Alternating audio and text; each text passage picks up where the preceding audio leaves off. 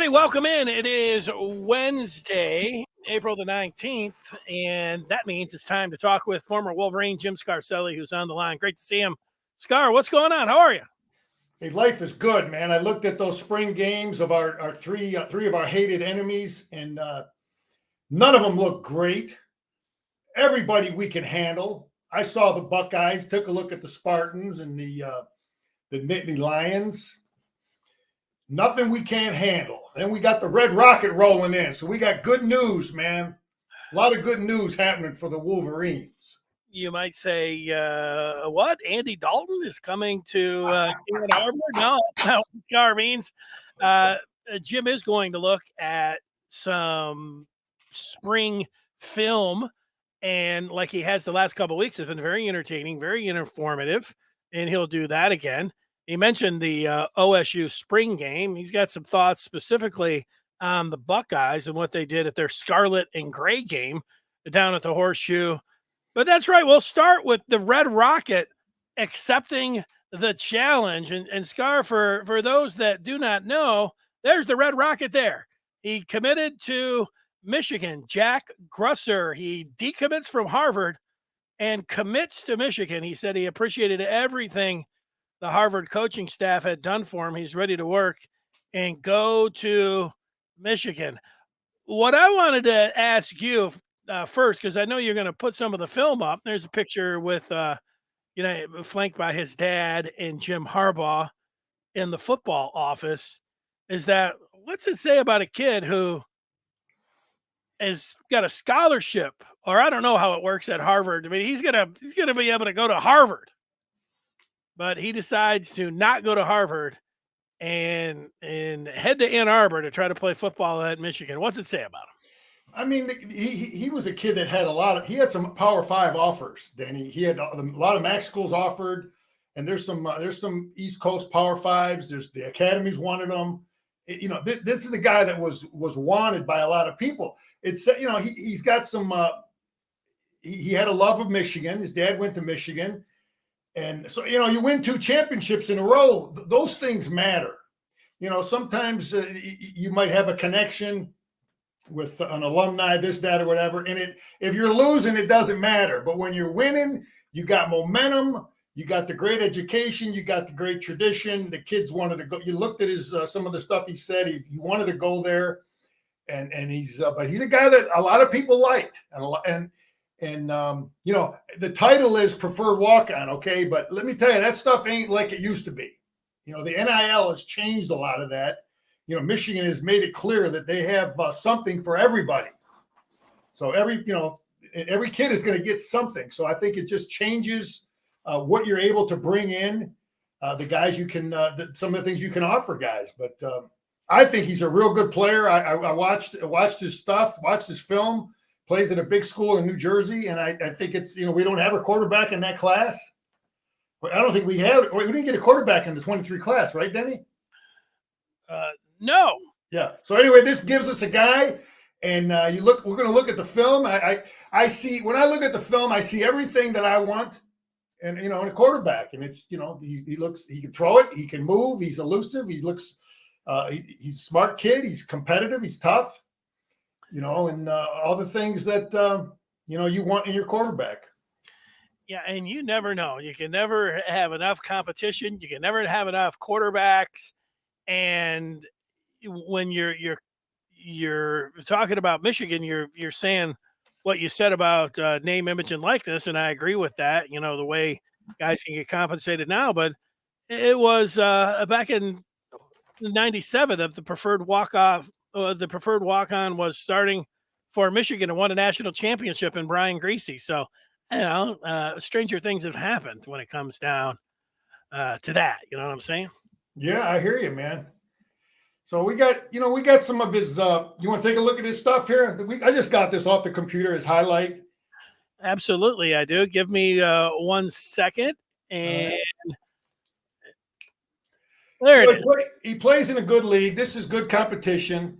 And let's take a look. So you'll see some of the qualities. Here's a deep pass. So he can throw a deep pass. He's got a big receiver. Some of this stuff, in all quarterbacks. I want to see the tough throws. But here, this is the stuff I really like is the athletic ability. I want my quarterback with the ability to escape and you have his feet and make something happen. So he's got good feet, throws the ball on the run, throws an accurate pass. So I want guys that can throw it deep, accurate, and can escape. Let's see what he does here. And then you want guys that can run, and let's see if he shows, he's some speed to outrun some people. Yeah, some straight line speed there. And those are some kids that can run on that defense. Let's take another look here. Okay, looks like he dimed it in there.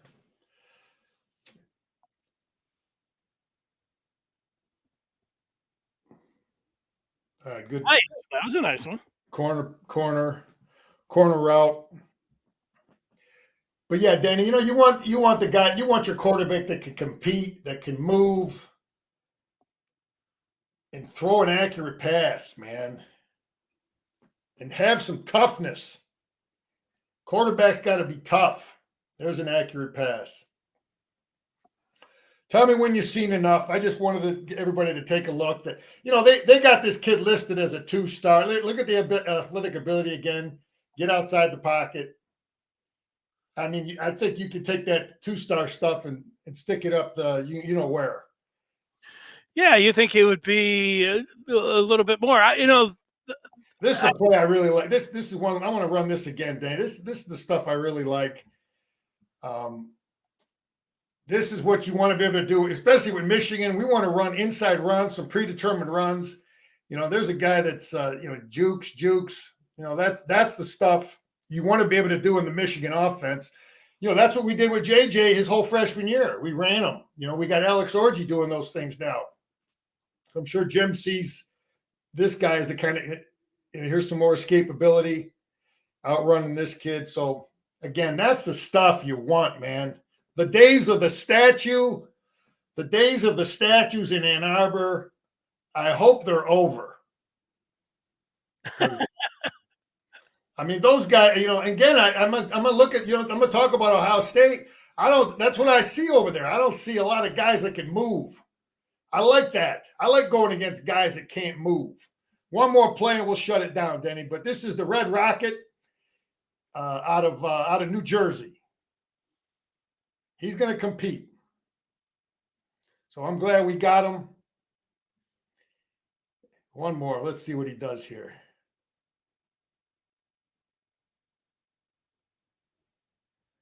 Okay, tight window. Good job. Let's move on.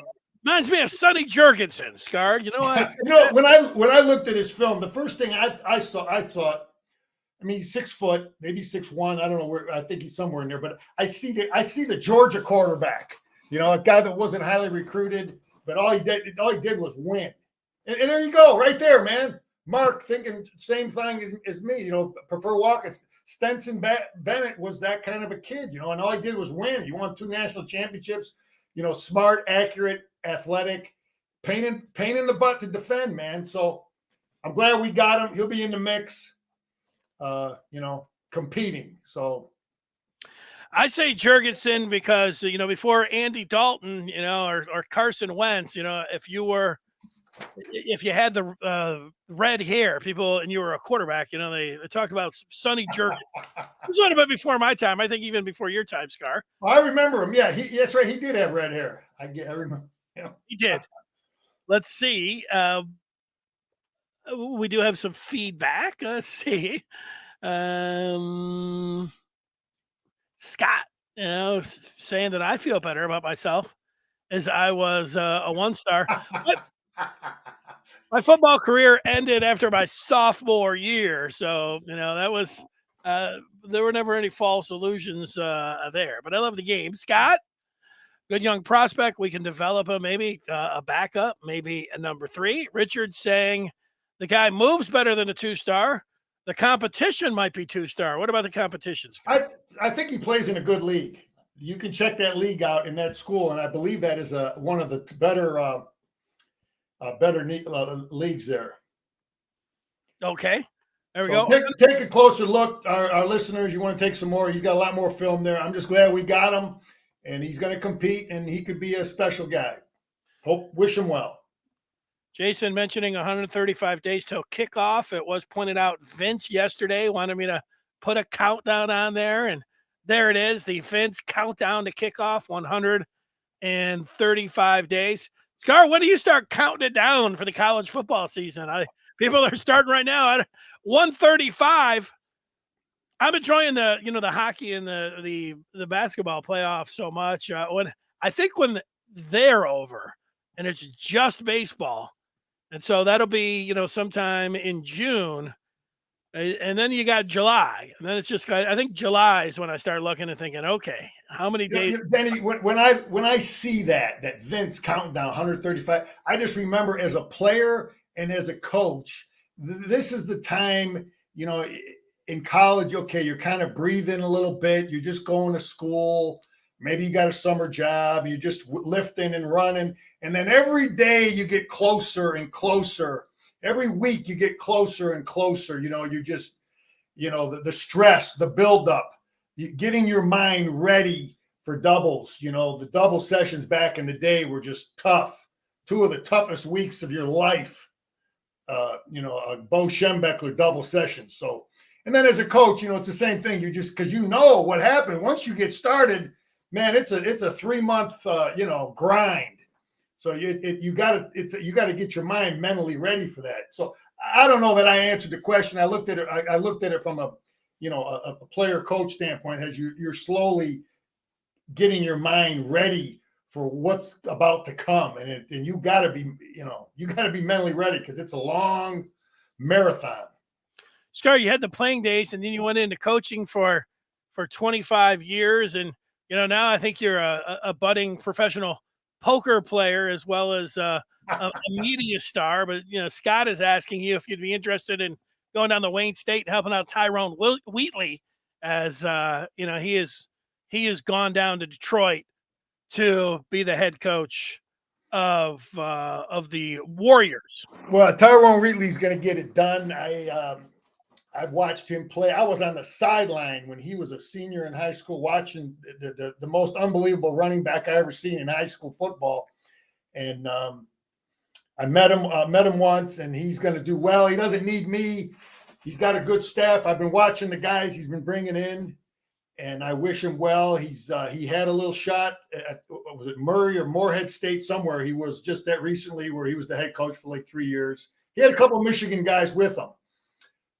The old D-line, I forget his name, but anyway, I'm cheering for him. He doesn't need me. He's got a good staff.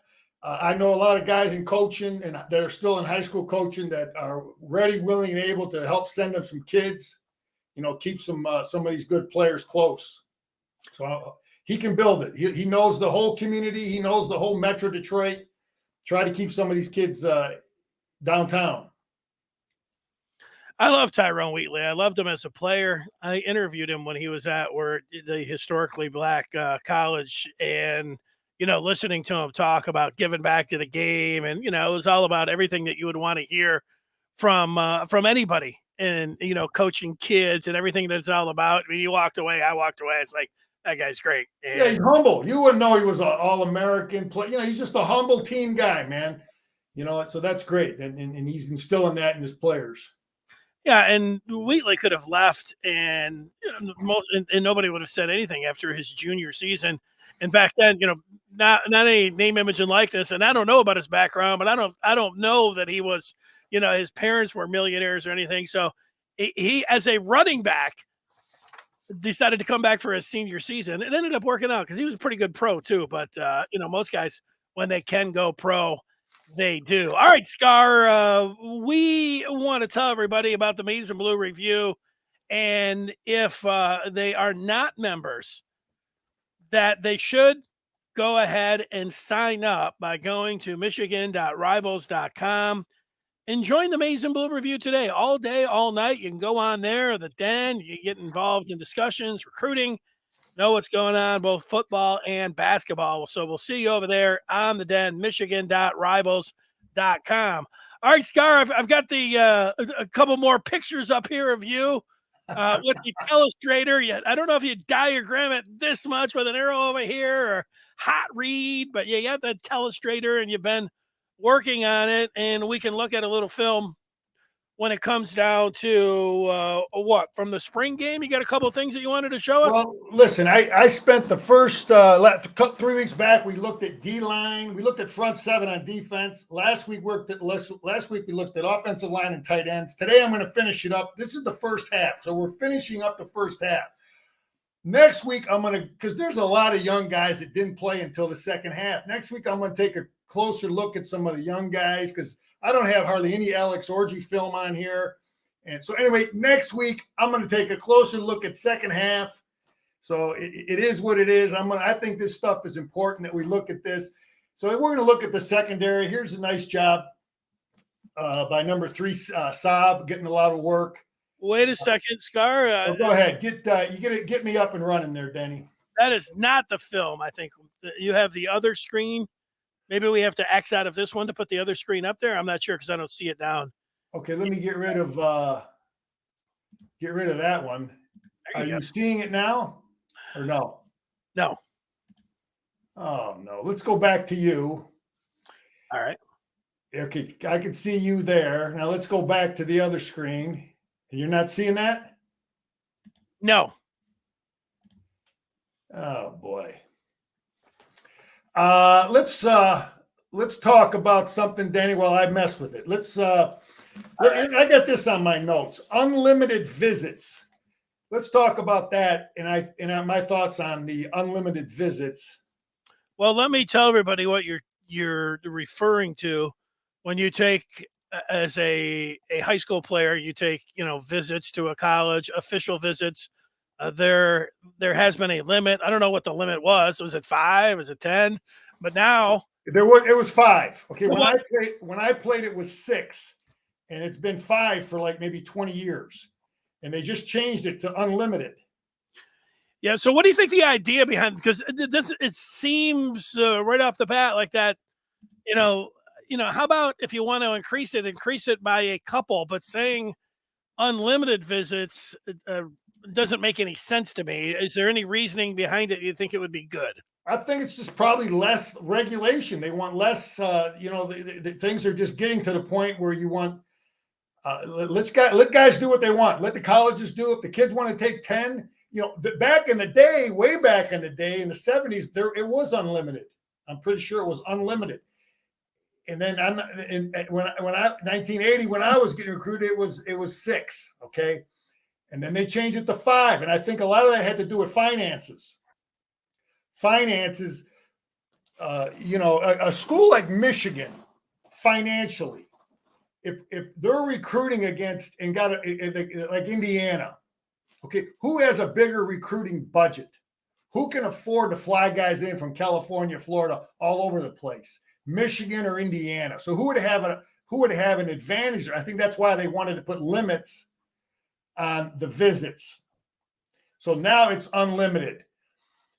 So I think the finances, I think the people that are get pushback, the coaches who get pushback from their athletic department about finances, they might be at a disadvantage.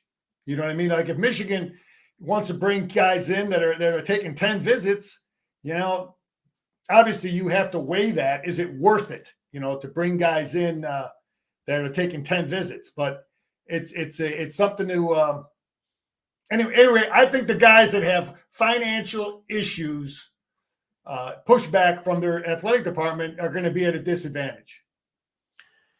Yeah, that makes sense to me. I tell you, as soon as if I had a son who was a ranked player, and I would tell him as soon as he was eligible to take visits, start taking them.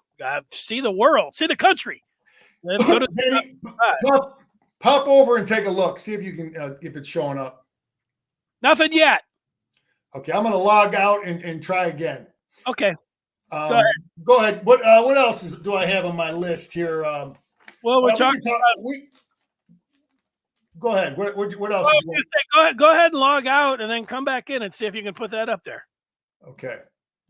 I can fill the time. Go ahead. You want to talk about the Ohio State spring game? Yeah. How are you going to log out? And you're going to do it. Well, I thought you were logging out by taking your video down. You don't have to do that. Now I'm just going to re-sign into. I'll Go read ahead. some of the feedback while you're working on that, Scar. Okay. Mark says the spring game should be a game, just a little dust off for the ones, but battles for second and third chance down the roster. The Rudies to play, and there should be a few special plays run to make it fun. Yeah, well, I mean, like Mark, there's the part I've coaches for the longest time. I don't think really cared about the fans. I mean, like they got 15 practices. They were thinking about, hey, we're trying to do what's going to be best for the team here. And then I think that they have taken the fans, I think, into account. I don't know if it's because of the Big Ten Network, because we saw Michigan State. They just had a glorified for years. Michigan was just having a glorified practice and out there on the stretching, and it was kind of like, wow, yeah, you love just seeing the guys out here and you hate complaining, but they're not really doing a whole heck of a lot. Meanwhile, the last 2 years, Michigan, from an entertainment standpoint and a spring game, I give Michigan full marks. I mean, not only they've been great, in the regular season, the spring game has been full of fun and excitement. So, I like that. Now, I don't see it yet, Scar. And watching Penn State's spring game, they had one touchdown that was scored by Amari Evans, and he got chastised by James Franklin because he got a celebration penalty. And I see it now. That's good. Whatever you did, I got it. So Franklin had him doing 50 down ups in the spring game because he celebrated. And look, we know Michigan made it like, hey, the guys could have fun. They were doing celebrations like they're in the NFL. I thought it was great. Now, hey, if Michigan's out there drawing celebration penalties in the fall, maybe you can say, hey, maybe Franklin was on to something, practice it like, the rules in the college football. But if there's no, celebrations penalties by Michigan, they should be able to figure it out. Yeah, I think it's good that you have the officials there, and the officials should call it just like they're going to call it in a game. I think one of the reasons you don't do it straight up like a game is special teams, because you got so many players that are offense, defense. Now they got jersey issues. Okay, who's on your punt team, your punt return, you know what I mean? And I don't think they just straight want to divide up the team like that, where they can get maybe a complete punt teams, complete punt return teams. So I think the special teams are one of the biggest issues with. I know why I wouldn't want to do it. Because again, high school coaches have scrimmages the same way, and we would do it. Special teams all at one time and whatever, just for that reason. But let's go back, Denny, to take a look. I'm ready to roll. Okay, before you do that, this is going to be off the beaten path. This doesn't happen very often, but I see Richard. He's taking off, and he's going to see the mermaids at Weeki Wachee. Now, do you know what Weeki Wachee is, Scar? No clue. Yeah, I didn't think so either. But my grandparents, and my uncle, they lived in Brooksville, Florida, which was very close to Weeki Wachee, and it's a park, and you go there, and you go into this I don't know, an auditorium that's below ground. And they have mermaids that are swimming around in there, and they have a mermaid show. Now they also have, water slides, and it's fresh water, and that was pretty nice. But yeah, I haven't heard anybody ever mention Weeki Wachee. So there you go. How about that, Richard? I like it. All right, Scar. Sorry to sidetrack you like that. Here is the tape. Here is the film. Let's go to it. Yeah, we're going to look at the secondary and some receivers, running backs, and quarterback play. The first half, primarily, we just saw JJ and Tuttle. But this is Saab here running a little robber. They call that a robber coverage. And he's getting a nice jump on the break on the ball here. He's a guy that hasn't played a ton. Maybe he'll get some more playing time here. But good deflection by Saab there. Why do they call it a robber? Do they just have three? Danny, they call it. It's a term that they use because he kind of floats around, and it goes back to when I played. It could be back 40 years before that. I don't know, but he doesn't. He's not a traditional zone drop player. It's a safety, or it's normally a safety who will come up and maybe fill in for as a curl route or an inside route, something underneath, and jump on shorter routes. All right. That's how you get that term robber. That he's gonna rob the curl route, the slant route. He's gonna come under. He's gonna do something outside of the norm. Anyway, this is number one here. I had trouble figuring out which number one we were getting sometimes, McBurrow or.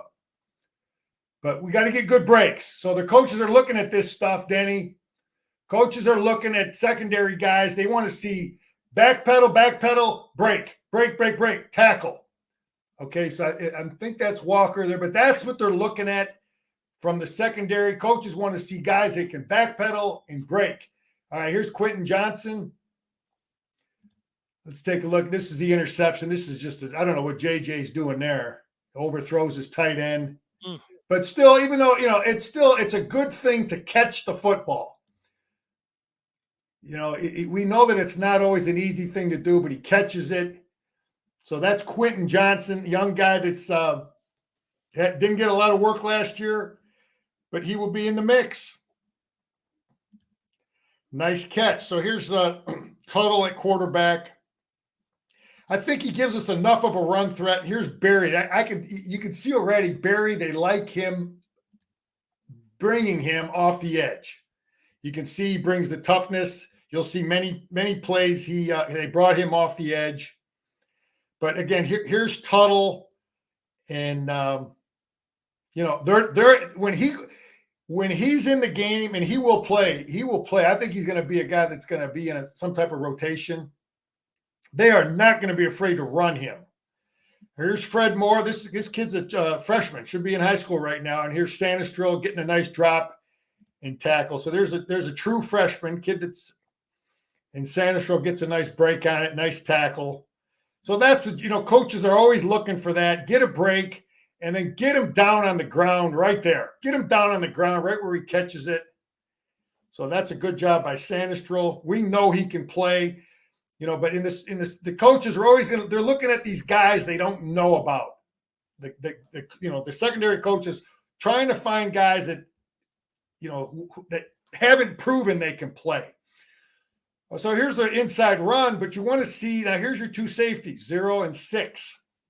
So that's Sanistril and Moten. And here's 20, man. I really like 20, his physicalness. Mullings, but again, this is a tough physical running back, and now you're seeing which of these safeties are going to come up and tackle. So coaches are looking at that. Sanistril's coming. Here's Moten. Get in there and tackle. Coaches are looking at that. Which of my safeties are going to come up and tackle? All right, let's see here. Here's number 20 again, pass protecting. I like Mullins. I think Mullins is going to get a lot of clock. I think he's going to be in the rotation. And here he is stepping up, pass protecting. You'll see a common physicality when he pass protects. Now here's Danny. Can you see what number that is right there for the DB? Yeah, is that number 1? Which number 1 is that? Yeah, that is McBurrows. Okay, so again, we got to get this coaches. This is the big tight end they split out. We got safe corners, got to get him down. I know he's big, but you got to get him on the ground. Those 3-4 yards are too much. How about Rayshon Benny going down there and making the tackle? We talked about him last week. We covered a couple weeks ago. Yeah, that's a guy that's in the mix, man. Again, here's Tuttle with feet. Orgy can run. Let's see if Tuttle can step up and move. So this is good. I like that. We got depth with a guy that can move. Make something happen with your feet, man. Make something happen with your feet. Give us a chance. If things break down, give us a chance. Get the first down.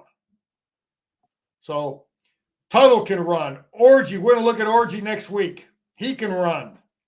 Grusser can run. JJ can run. Carry out the fake. I want quarterbacks that carry. And here again, we're bringing Barry off the edge. They like bringing him off the edge. They got the perfect defense for this play. But I don't understand carry out. I don't know what the hell kind of fake that is. I want quarterbacks that carry out fakes because, Danny, you got to remember the defense is looking at this mesh point right here. They're looking at that. Yeah. And the quarterbacks carry out the fake here. Maybe you can draw these guys out more. So I don't know what that little jump step there is. I don't know who teach. I guess that's what they teach, but you better bring a little bit more if Jalen Harrell is out there. That was a perfect scheme for that play. Here's Tuttle again, stepping up, feeling pressure. Let's see how he avoids. Again, here's Mullings. Let's see how he steps up and blocks. Good. Step up and block. Michael Hart will coach the heck out of this. Get your butt down and step up and punch. And there's Tuttle stepping up in the pocket. He's got to feel this, though, man. You got to feel this pressure. You can't let him swipe at the ball. Step up now. Step up. Now he deflects the pass. So he's got to be better there. But good, nice blocking. You want your running backs to secure the football and pass protect. And here's 20 again, stepping up. Nice. Who is that? What linebacker is that coming? Somebody's coming after him. Some head snapping there. But that's a good block. A nice throw by Tuttle. And a nice tackle by Barry. So Barry is a kid, highly recruited out of California. And that's a good tackle. Get that big tight end on the ground. That's not easy to do when the guy's got 50 pounds on you. Well, Scar, you remember what Harbaugh said after the spring practice about number 10, don't you? What did he say? He said, I like him very much. Oh, good. I believe it, and that's good. He's I can see why he was recruited, and he will be in the mix. So here's a smart, throw it away. Watching Tuttle here. Everybody's covered. Secondary does a good job. Nobody's open. Throw the ball away. Don't take a sack. So that's smart. You want to see that. All right, here's read and react by these safeties. Again, you're looking at this. How many steps are they wasting before they recognize run? Get in the mix. You know what I mean, Denny? Believe me, when coaches are breaking down, when Jay Harbaugh, I think he's the safety coach. He's watching every step these guys take. How long does it take them once they get in their back pedal to step up and recognize run and get in the mix, get in the game, get near the ball, get on the tackle, get there. Watch these guys get there. So you want to see great breaks. Now that was very average. You know what I mean? You saw that. I saw them look like they were tap dancing in place there. Yeah, you want to get there. So here, Danny, I'll tell you right now, if Michigan needs 6 inches, 3 inches, I'm going with Mullins. I'm putting Mullins in the game. I just think he's a hammer. I stood next to that kid at practice. That's a big, strong kid, man. Tough enough to play linebacker. He'll get you those 6 inches. Give me I like what I'm seeing out of him. Give me number 2.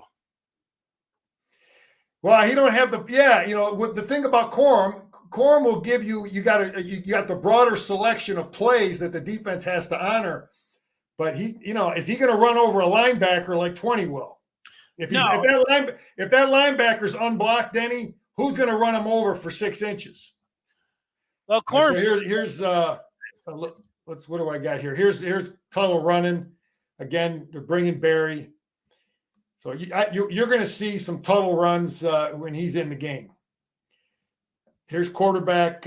What's this? Quarterback. This is a predetermined run, I think. So again, they're already starting some of the playbook. There's a predetermined run by Tuttle. I like that stuff. I like predetermined runs because they're a pain to defend. As a former defensive coach, here's a collision with number 20 and number 10. We've been talking about these two guys. Carry out the fake. Why look back? I don't understand that. But there's a collision by 20 and 10. Again, Danny, if you want this guy to convert this first down, let's say this is 4th down. Here's 20 and they're taking on that. He's going to fall forward, get you that extra yard. You know what I mean? I do. I mean, that kid's pretty good right here too. This guy's pretty good too. We know that. All right, here's 34. Franklin getting in the game. Got to secure the ball, man. Woo. This stuff right here, you can have a great, great 5 practices. You've dropped the ball, and Michael Hart will remember that for a long time. But who's making the hit there, Denny? Who's this guy right here? Cody Jones out of Memphis, Tennessee, puts his hat right on the ball. Looks like. Yeah, so good tackle. But Franklin you got to secure the football. You want all the depth. We got about 19 running backs. You want to get in the game, in the mix, man. You can't do that. Yep. So who's this here? I got that's number 1. Burrows. Okay, so you got it. Again, this is the same stuff coaches are looking at. Get in your back pedal, and then how long does it take you to recognize run? Now he's still backpedaling. Run. Get up in there. Scar, let me ask you a question about that. Should McBurrows, like he's playing the guy in the slot there, shouldn't he have his hands on him in the first 2 yards? He gives him like free access. That's going to be a tough. Well, yeah, the way they're coaching this, he looks like he's a zone drop, and you want to kind of feel that. You don't want to get too depth. I'm not sure how deep they want him to get. Let's take a look. So yeah, right there, you want to have your eyes on the quarterback if you're in zone, and you want to punch, get a little jam on him. You don't want him taking free vertical releases, especially if we're going to. I'm not sure what the coverage is, but yeah, you want to kind of jam, get in your drop. But then you want to look at, right now the quarterback's starting to step up, and you want to see guys that really recognize that. See the difference? He's deeper, but those are little things coaches are looking at. How long does it take your linebacker, your safety, whoever, to recognize that it's a run? What's this here? You didn't like it. There's Tuttle running around, screwing around, getting us in trouble. He's got to be smarter. Now he throws an interception. And I think that's Barry again, right? Yes. Yeah, so that's number 10, catching the ball. So he shows he can come up and tackle, and he can catch the football. Here's JJ, would have been sacked. So I got this marked here. What am I looking at here? This is a nice interception. There's Sandstrom. Great. Catch the ball. Don't ever take that for granted. Catching the football, intercepting the ball. You work on it as coaches. 20, tough. Who in secondary will tackle this guy? Here's number 20 again. Who's going to come up and tackle this guy? So the secondary, these coaches are looking at this. Let's watch the secondary here, Danny. Let me go back to the previous play and just say, Scar, 0 for the Mays was Clemens. They blew that one dead, so that would have been a reception, but it would have been Darius Clemens, the sophomore wide receiver who was wearing 0. Okay. That wasn't Agent 0. Same. I'm not going to this is not what you want. Watch this running back here. That's getting launched. That is not what we want. You saw number 20 stick it up in there. And that right there will keep you on the bench. You got to be able to do it all. Here's 81. Here's where O'Leary started getting some clock. And now you see him in number 12. 12 is Jones. So got to get him on the ground. O'Leary catches the ball, did some things. Can we throw bubble screen to him? Can we run a reverse with him? All those things will help him get in the game. What else can he do? But he's on scholarship now, and he appears to catch the football. So, who's shown up a little bit just in the film that you're watching here? Number 4, Micah Pollard. Yeah, he's all over the place. Here's let's see what Franklin does here, blocking. Yeah, see, that's not very good. No. I pointed that out because you got to find what gap are you in, man? You're getting nothing. You get nothing there.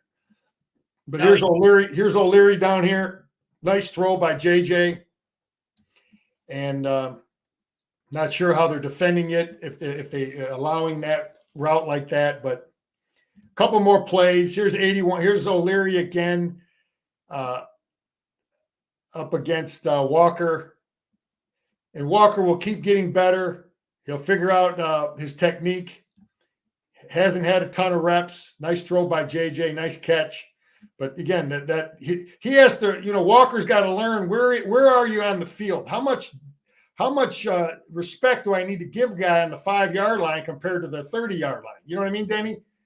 You can get a tighter alignment because you're not going to throw it over your head here and break on that. You follow me? I am. I'm what Mark wanting to ask questions all throughout this. It's tough to put the questions up there as it's going through here, Mark. But yeah, O'Leary was the story of the game, of the spring game. I mean, he was amazing. If he's put himself in consideration, I would think, for every Michigan fan that's watching to be part of the team coming up this year. Benny, just like tight ends, though. I mean, that's why I think people okay, great. You caught the ball, but you got to be able to block. I want to see him block. I want to see, can we run reverses with them? Can we throw a bubble screen to him? You got to be able to bring more to the package. That's why I like, Henning in there. We can run the reverse. So when a team sees O'Leary in the game, okay, well, can this guy do? I'm convinced we got the best quarterback in the Big Ten. I just saw the Buckeyes. I saw Penn State. I saw Michigan State. Again, this play right here, JJ was kind of sleepwalking most of the day, but this is why we got the best quarterback in the Big Ten. He's got feet, and now he throws an accurate pass. So I want guys that can run and throw an accurate pass. Denny, that's all I got there. But I like that one myself. I'm going to have the second half of the spring game and go over some of those young guys that played in the second half that we can take a closer look at and, try to evaluate guys that I haven't covered yet. Gar, I'm going to tell you, you could come out here every day, showing the spring game or last year watching the film. I enjoy it. Here's some questions for people that were putting up during your film analysis. Mark is asking if you see more tight end. Do you see a tight end in the backfield or more two-back sets? Yeah, I think we're going to, they're going to have some of that stuff in. They had Scooney in there last year at times. Listen, what Jim does offensively is very similar to what they did at Stanford with a fullback, only he uses tight ends to do the same thing. Bredesen is the guy that they really like in the backfield. He's not a 260-pound kid. It's going to block down on a 5 technique, a big defensive man. But he's the guy they like him maybe leading up in on a linebacker. So the answer to that question is yes, we put tight ends in the backfield. You can call him a tight end with an 80 number on, or you can call him a fullback with an 80 number on. He's doing the same stuff that fullbacks did 30 years ago. Denny, he's doing the same stuff. He's leading them through on a linebacker. He's going to kick out a defensive end. They put him in motion. They do a lot of different things with him, but it's whatever the hell you want to call the guy, he's doing the same stuff. Andres, appreciate your attention to detail. And, that's Danny, the detail is what makes the difference between winning and losing, man. I've lost games because I had one poor adjustment. You get one poor adjustment as a coach in a game, you can lose a game. You got to have all those little details matter. And when you're coaching these guys, like I'm talking about breaks on the football, those are the little things that coaches emphasize all the time that they want from their secondary is, if you complete a 5-yard pass to the guy, don't let him run for 5 more. Let's get a great break and get him on the ground at 5 yards. You know what I mean? Get great breaks on the football. That's what you coach the hell out of. Those little things matter. Well, the details and the adjustments that Michigan made at the half last year was one of the big stories of their championship season and why they were able to get all the way back to the college football playoff, being able to blank teams pretty much coming out of halftime. Very impressive. Scar, you watched some of the spring practices. You already mentioned that. You said a little bit about the Ohio State quarterback, McCord. The Scarlet and Gray game. What else did you see there from first base's team? Third base. Then he started on third base, but they've set him back to first now from what he had. What I like, what I see over there, I like. Now, when I say I like it, that means it's good for Michigan. Yeah. Because I see very average quarterback play. We're going to outplay him at that position. But Ohio State will have the biggest, strongest, fastest, most athletic, most highly recruited dudes we play. Ain't no question. You can see it. You can see the size, the speed, the defensive line. They're going to have 8-10 dudes that are big, highly recruited kids. You see the offensive line. You see the size, the athletic. You see it, the line, blah, blah, blah, whatever. You could tell they got the bit, they're on par with us. I don't know how well that offensive line is coached with Kevin Wilson gone. I thought I saw I said it when he got the job at Tulsa, and I wanted to watch the offensive line coaching. I'm believing that they're going to take a step back because I think Kevin Wilson was one of the best offensive line coaches in the country that was coaching that offensive line the last 5 years or so. So I'm glad he's gone, and I think we're going to see a difference there. Okay, so I see, that's what I'm seeing what they're doing on defense, and now I get an understanding better of how they're going to adjust to us. It looks like offensively they are running a lot of our stuff. I thought I saw a lot of it last year in the spring. It looks like, but that's what people will do, Danny, to get your defense ready for your most hated enemy. You got to show them the stuff that they're going to see, and so I saw a lot of stuff that we ran. I saw a lot of tight ends. Maybe they're doing that to prepare their defense, but I see average quarterback play. I see average offensive line technique. I see Michigan understanding what the hell they do on defense now. So we know what the hell's his name wants to do. We know what he's going to do now. So Jim Knowles, he's there. We got an idea of what he's going to do. So I liked it, and that's my evaluation of the Buckeyes. Yeah. I saw one great receiver. I don't know if they're going to have the kind of receivers they've had, where you got 3-4 All-Americans out there. I saw one. So yeah, they had like 3 guys like Fleming, and those guys they didn't play.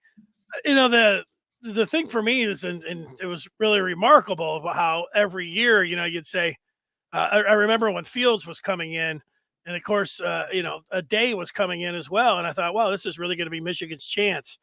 Michigan had a returning quarterback in Shea Patterson, who, you were thinking is going to make a leap, from his junior to senior year. The game was in Ann Arbor. Your most important person for the program is going to be your head coach. They had a new one, and then they had a new quarterback. It was like, okay. And, and then Michigan still lost. The thing here is that you could keep throwing those 5 stars, but at some point, Ohio State's done a remarkable job of being able to get that signal caller.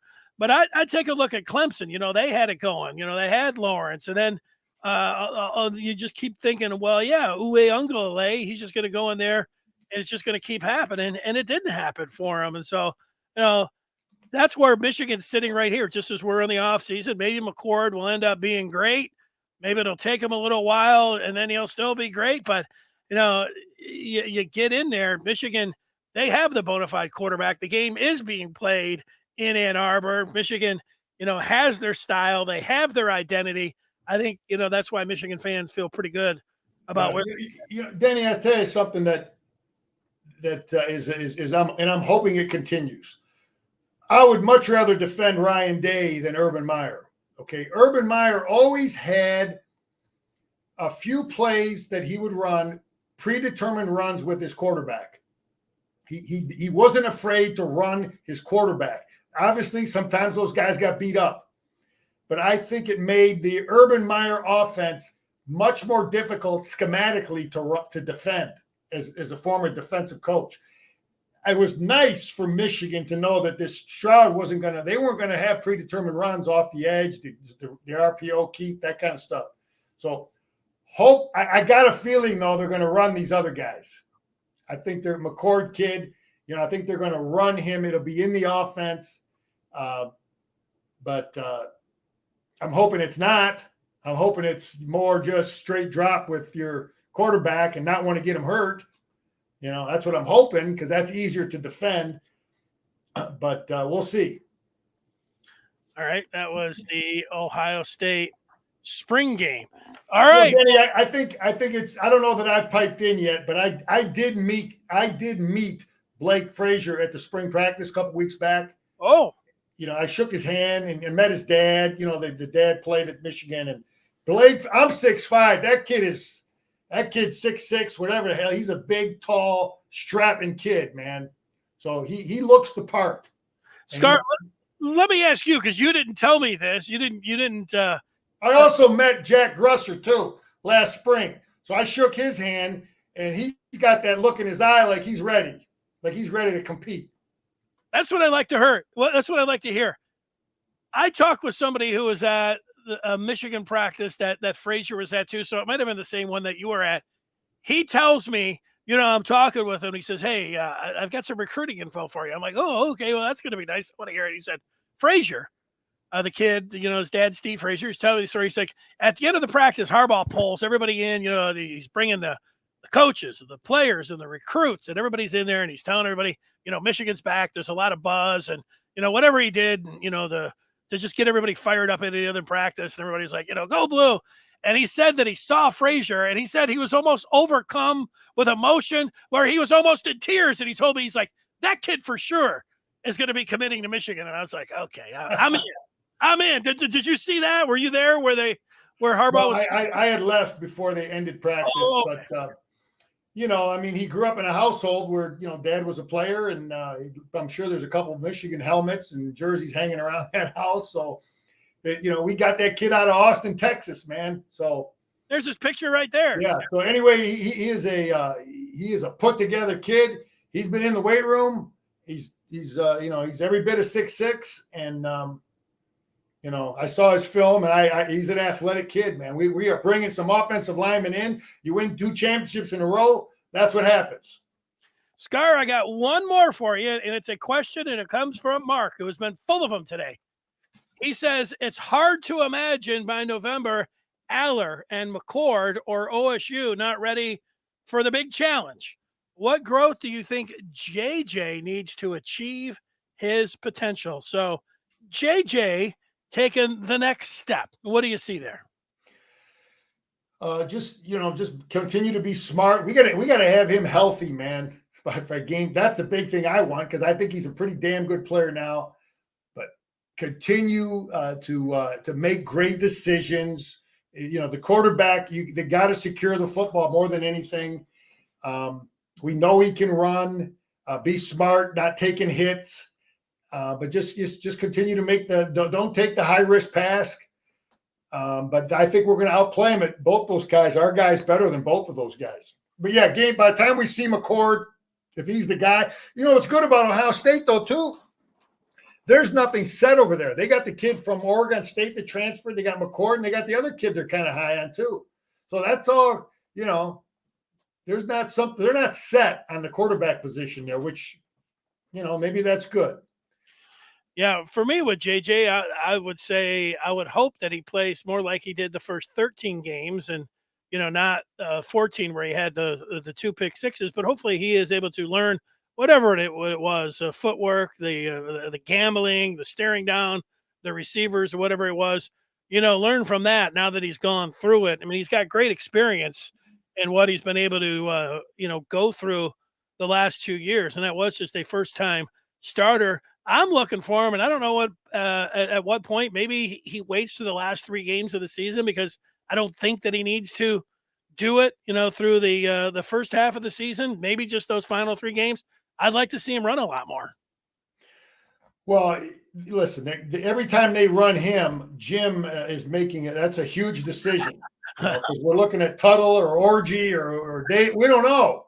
So every time that they ask him to run the football, it better be worth it. So my thing is, if I'm coaching Michigan, I want that guy ready to roll when the Buckeyes come in town. So I got to make sure he's healthy when we go to East Lansing, healthy when we go to Penn State, and sure as hell healthy. So I'm gonna limit his runs, and he better know when to slide. He's too damn valuable. He's the most valuable player on that team. Okay. Corum is the second. Let me just say this, Denny. Corum is the second most valuable player on the team, in my opinion. Last year, I thought Scooney was the third most valuable player after we lost Alls, because Scooney was the guy that could block we had no other tight end that could block at the line of scrimmage. But this year, I thought we have 4 tight ends that are going to be Scooney type, clone type guys that will be able to block and catch the football. That's what my initial observation of the 4 guys that we saw in the spring game so far. They got me fired up, man. I'm ready to go out there grab the helmet and run through a wall, Scar. Yeah, because, Denny, when Scooney started to get hurt, there were plays we ran against Iowa that were really, really good. They worked well, but they were really beating up Scooney because he was the lead blocker on that linebacker. I don't know if you remember the plays that we were running. We were killing them with it, but it's wear and tear on them. And then I'm thinking, we got no one else that can rotate in, that can run. We can run that play with. And sure enough, he ended up getting, banging up his shoulder. But this year, we're going to have 4 bodies that we can rotate in there and smash up some linebackers with. I like it. Very good. Just like number 10 for Michigan, Mr. Barry. All right. Great job, Scar. Face cards and pocket pairs for you. Nice to see you. Yeah, I've been on a little crapper lately, man. You like I said, Dan, you can win 3 weeks in a row, and now it's tough, man. But hey, real quick, the 23 schedule, 5 tough road games. We got to get every one of those tough road games. Dan, I know you talked about the schedule in one of your podcasts, but 5 tough road games. Every one of them will be all hands on deck. Better be ready to roll. Sounds good to me. I'm ready to roll right now. Great job, Scar. We'll talk to you next week. All right, Big D, go blue. There he is, Jim Scarcelli. Thanks, everybody. We'll be with you tomorrow.